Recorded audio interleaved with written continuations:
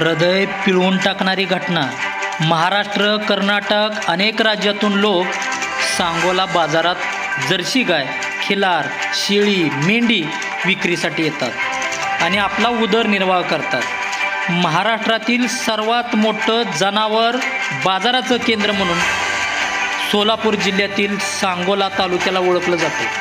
हा बाजार रविवारी भरतो. शनिवारी दुपारपासून जनावरे बाजारात येतात. रविवारी सायंकाळी हाच बाजार संपतो. येणारे व्यापारी जर्सी गायच्या पिलांना त्याच बाजारात आईची म्हणजे जर्सी गायची विक्री करतात आणि पिलाला तिथेच सोडतात. आईपासून त्याची ताटातूट करतात. त्याच पिलाला जसं डिस्कवरी TV चॅनलमध्ये पाहावं अगदी तसं मोकाट कुत्री त्या पिलांना फाडतात, त्याची आतडी बाहेर काढतात आणि ते जनावरं जीव वाचवण्यासाठी ते पिलं ओरडत असतात. बघणारे बघतात पण त्याला वाचवायला कोणी सरसावत नाही. मग स्थानिक प्रशासन काय झोपा काढतंय का? याच्यावर कोणाचीही वचक नाही.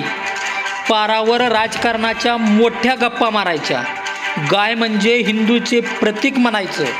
33 कोटी देवाची उपमा द्यायची आणि त्याच कुत्र्याच्या तोंडाला लचकं तोडायला आपल्या या छोट्याशा पिलांना, वासरांना द्यायचं. गप्पा मारणाऱ्यांनो, कुठे गेली हिंदू संस्कृती तुमची?